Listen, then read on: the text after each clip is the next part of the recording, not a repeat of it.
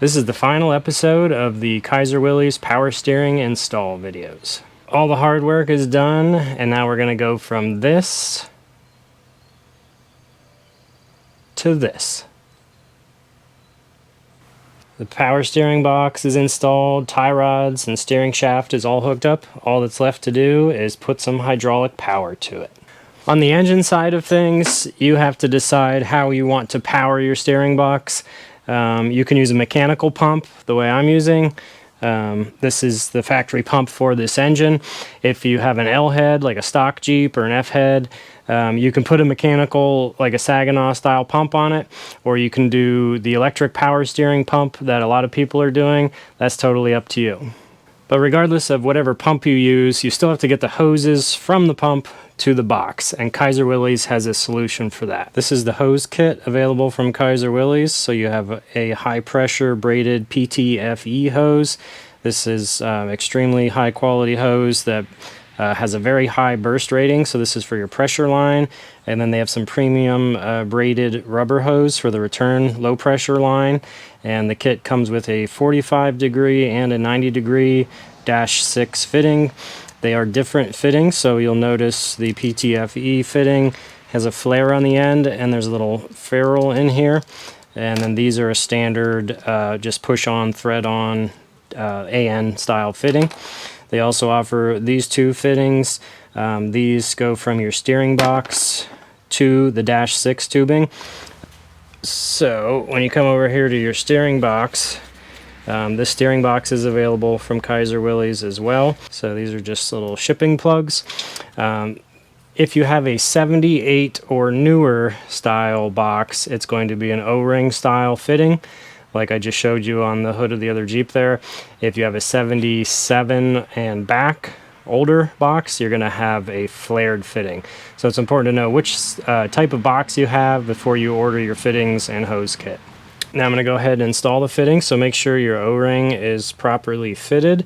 And the smaller fitting that goes towards the steering shaft, goes farther towards the back, that is your low pressure return line. So regardless of the type of fitting or box you have, on all the Saginaw boxes, the one closest to your grill, the rearmost one, is the low pressure return.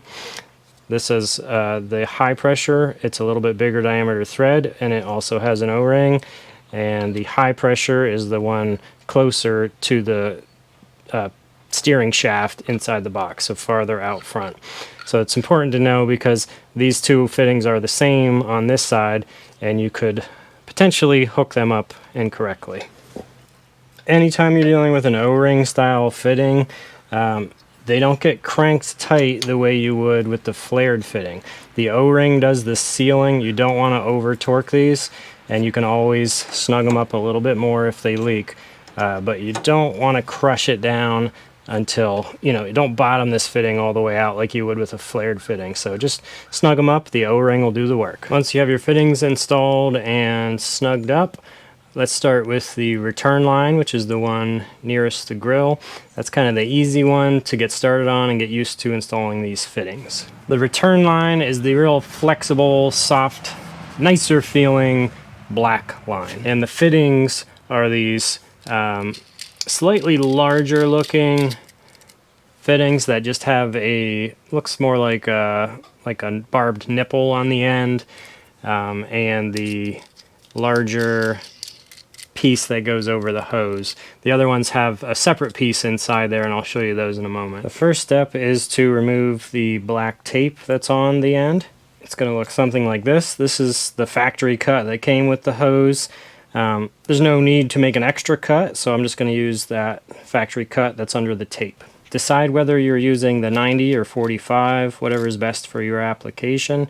You're going to set this piece to the side and focus on this. This goes on the hose first. So you want to have as little of this fluffy stuff hanging off as possible. There is a braided steel, kind of like the belts of a tire inside there, so be careful not to poke yourself. But you can trim the fuzz with the scissors and snip any little wires with wire cutter. And then I just kind of use my finger and try to push as much of that down as you can. This part can be a bit of a pain, and be careful not to stab yourself with the little whiskers. What I did was I got one edge started, and then I kind of went around it with a screwdriver and just kept pushing pressure down. The larger fittings, if you're used to like a -8 or 10 fitting, they have left-hand thread on the inside, and if you just spin it like this, as if, you know, left-hand thread, it will walk its way on. These are smooth with a little barb inside, so the best method is to just twist in either direction and push inward. You got to put quite a bit of pressure on it, and you can look inside. You want the rubber part of the hose to come all the way up to the bottom of the threads. So it's really important that you verify that your tubing is as far as it can possibly go. So just keep spinning and pushing until it's all the way in. Once you're happy with that, come over to the vise and don't crank it like crazy, just a little pressure. You don't want to squish it. These are just aluminum. Then take the other part of your fitting, and it's really important to put a good helping of lubricant on it. So I just use just regular oil. You could use any kind of lubricant you want. You could use grease or transmission fluid, whatever. And now I'm going to hold on the back of this hose so that it doesn't push it through. And then I go as far as I can by hand. These are a swivel hose, which is nice, but you have to hold on to the nut itself. And just start cranking it in. Once it's too tight to do it by hand, it's a 3/4 or 19mm wrench. And the key here is to know when to quit. You don't want to crank this until it strips out. Make sure, you'll know quickly if it's going in straight or not. It's turning. I'm just holding the wrench with 2 fingers. It's turning quite easily. And I can see that gap equally getting smaller, and I'm watching right here. It's not pushing the hose out. I'm going with the 90° for my application, but it is really nice that they have the 90 and the 45, and you'll feel it. I'm starting to get some resistance. Now this style fitting is designed to just kind of, the parts need to kiss, but you don't want to mash them into each other. And it's an extremely fine thread, and you're threading into aluminum. So I'm going to stop right there. Tiny bit of daylight, but just from experience, I can tell that's plenty tight. The swivel should still move. It's not part of what we just did. So there, we successfully added one fitting onto our return line. The next step will vary depending on your setup as far as which way you go and which fittings you use, but I'm just going to thread it on the return, just finger tight for now, and allowing it to be able to move, and just find the routing that is out of the way and not going to get caught on things and looks the best for you. This radiator, because of my engine swap, there's not enough room to go through the grill with the hose, so I'm going to go under the grill, but I'll show you a clip here of how I did it on my other Jeep. I've seen all different ways of doing this. Some people like to notch the grill and put their fittings straight back so you only see this part of it. Other people go under like I'm doing, or through the slot. It's whatever you feel comfortable with. Once you have your routing how you would like, so up here on the engine bay side, the return line of your pump, on this pump and most Saginaw pumps, it's just a barb, you know, just, it looks like a fuel line style fitting. So it's a low pressure. So you don't have to put a fitting on this end for this style of box or pump.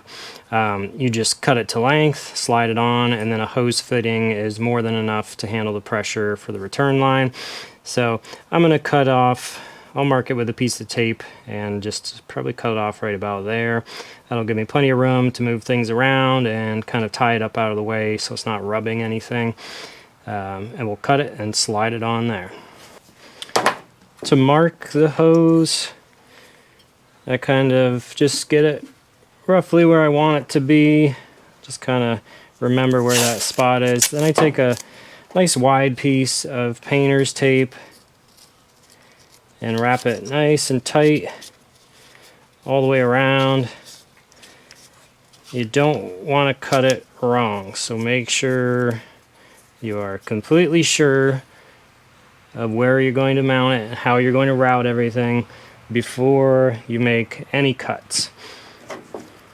Measure 3 times, cut once.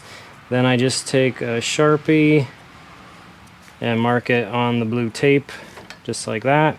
Now when I let go, I know I'm not going to lose my spot. Definitely take the hose out of the vehicle once you have it marked and cut it. I've tried lots of different ways to cut this stuff, and I found the best is just a fresh, the skinniest cutoff wheel you have. There is a lot of debris that flies around, so make sure you use some PPE. Cut slow and use as little pressure as possible. The tape will help you with keeping those fibers and little hairs from flying out, but you don't want it. If you cut too fast, you can kind of melt it and then it pushes instead of cutting. So just let the weight of the cutter go through there and you'll get a nice smooth straight cut. Anytime you cut one of these braided hoses, it creates some debris, some melted rubber, some little pieces of metal, which we don't want in our pump or oil cooler or whatever, your engine. So I always take compressed air opposite the end you cut, so you're just forcing it out. Make sure it's pointed away from your face and give it a blast. You'll see a little puff of stuff come out. So give it a good blast and then come back from the other side. I leave the tape on till the very end because it helps you get your hose clamp over the like little whiskers and stuff, so you can just keep that loose. And I'll leave the tape on right until I'm ready to tighten the clamp, because that'll help me push it on without fraying any of this. Back over at the Jeep, I'm just threading that fitting back on, routing it back up the exact same way I had it the first time. Might have to use a buddy or 2 hands. Okay, once it's where I want it, get ready to slide it on the pump. Whenever you're finalizing this and installing your hose clamp, I always try to, with any hose clamp, think about taking it on and off. So try to put it in a convenient location to be able to get to it. I know that sounds basic, but I forget all the time too, and it can give you some headaches. So this hose is a tight fit on a 3/8 barb, which is what most of these pumps are. So a little bit of lubricant goes a long way. You can even use a heat gun if it's really going to fight you, but you don't want to, you know, jeopardize the integrity of the hose by getting it too hot. But then just kind of wiggle and twist and make sure it gets started on there straight, and don't cut yourself on all the little barbs. Alright, the return line is on there. I had to use the heat gun a little bit, just enough to make the hose a little softer and get the front started, and then I just kind of wiggled and twisted and got it on so there's enough for the hose clamp to grab and be past the little bulge or the barb in the fitting. So that's it for the return line. It was helpful for my situation to be able to flip the headlight up to kind of get some more forward pressure on it. Now I'm moving on to the high pressure line. If I look a little sweaty, it's because it's 95 degrees in here and I'm using a heat gun now. So stick with me, we'll get it. For the high pressure side, you're gonna use this PTFE hose. So it is a hard plastic line with a very robust braided steel outer sheath. So this is the pressure line, and then the fittings look a little bit different. They have this flare at the top, and when you open them up, they have this little ferrule in here. So it's like a compression fitting. So it's really important you keep that piece with the right fitting and that you use the correct fittings for the high pressure side. The regular AN fittings aren't rated for the type of pressure that this power steering supply line will see. The procedure for installing these is quite different, so make sure that you follow along for the rest of this video so that you don't try to install these the way we did the other fittings. With these PTFE hoses, it's really critical to have a nice square cut. Make sure you keep all the debris out of it. The factory cut on this wasn't great in my opinion, so I took my cutoff wheel, same method as the other hose, and cleaned it up, made it a little bit nicer. For this one, I am going to take off the tape. Select the fitting that you want. I'm going to go with the 90 degree. This is actually called the olive. So take out the little olive, and then you don't forget to put the fitting on first. If you've ever flared brake lines, you've probably flared one before you put this on, and that's a problem. If you don't have anything on the other end, it's no big deal, but it's good to just get in the habit of putting that on first. Then you're going to see a hard plastic inner hose, and then you'll see the braiding on the outside. So take a pick and work it in around the outer hose. Be really careful not to stab yourself, and you don't want to fray this and make a huge mess. Just kind of loosening it up. You also don't want to dig your pick into this or kind of like misshapen that plastic hose. So just take your time and just kind of work it around there. So you will have to fray it a little bit to get it to kind of flare or spread open. So the goal is to fray that open enough to get the olive to slide over. So I'm just going to take a minute and open this up, and I'll show you the next step from there. So you can see I have it kind of spread out there. Again, being careful not to poke myself. Now you notice there's a large opening and a small opening. That smaller opening just shows you that there's a shoulder on it. So you want to put it with the big opening down so that it can slide on and seat against that shoulder. It's really important you make sure you don't get any of the little whiskers on the inside. All of that braiding needs to be on the outside of the olive. It really won't go on there very well if you do that incorrectly. So, but just take your time and make sure you get it seated with all those fibers on the outside.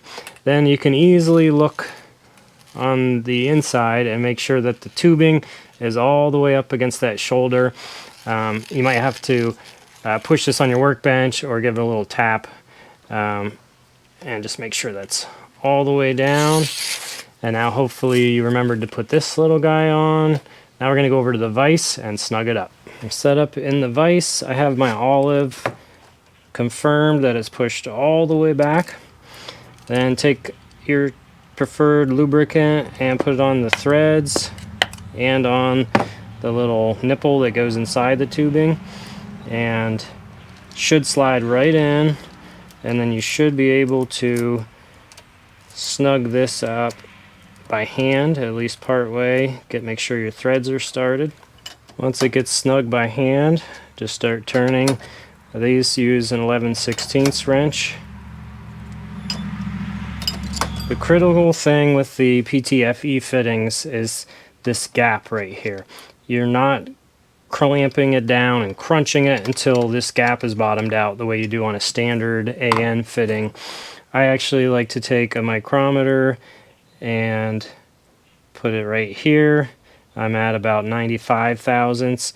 For the -6 fittings like this, I'm looking for 75 to 80 thousandths.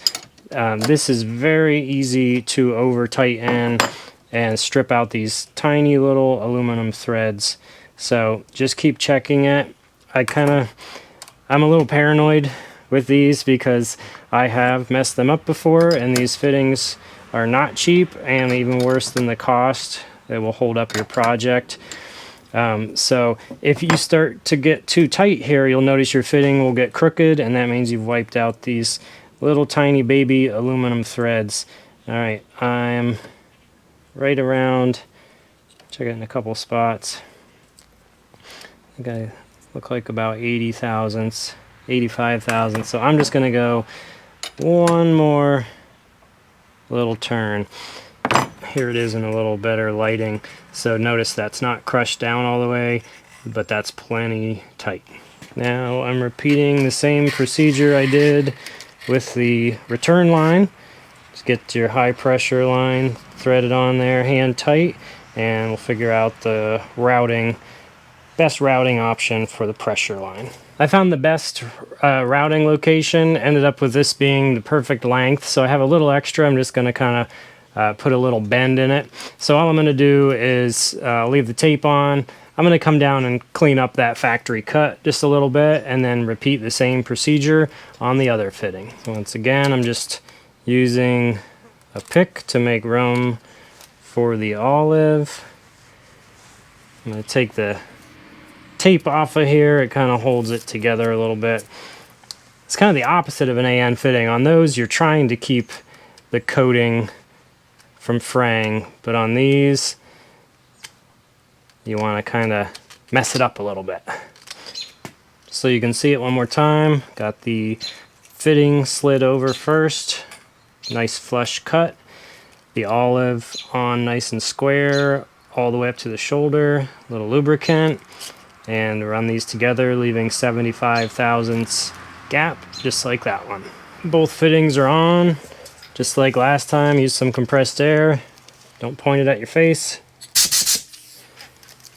Just make sure you get all the debris out of there.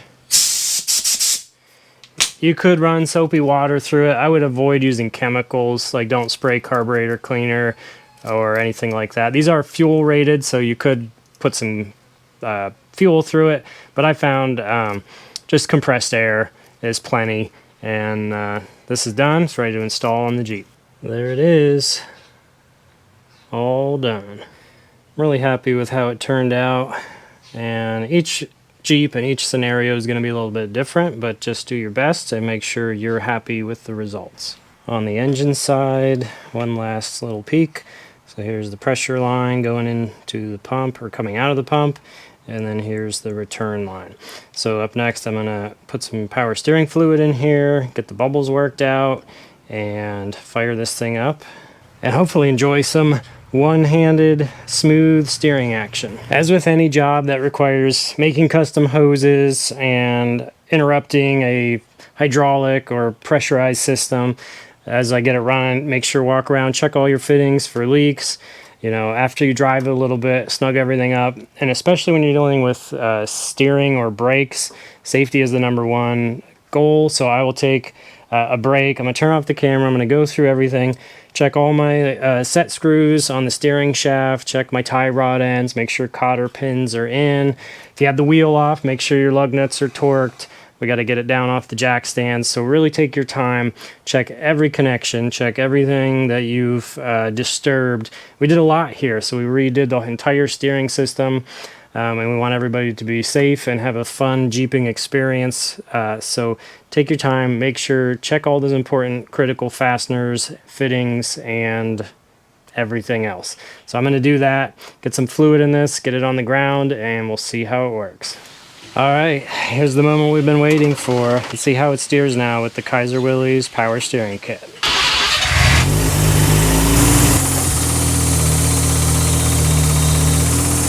Oh yeah, one hand. That's a big improvement. One-handed steering. It's just sitting in the garage, but that's a big improvement in steering effort. So I'm really excited to get it out on the road and trail and test it.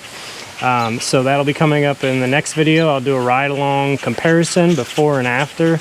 But I'm pretty excited and I have high expectations. I'll link the first 2 videos of this process. So this was a 3-episode series to install everything, get it hooked up and running. So those links will be down below. Follow along on Facebook, Instagram, and TikTok. Please be sure to use code RedEyeGarage10 at checkout to save 10% on your entire order. Thanks for watching. Catch you later.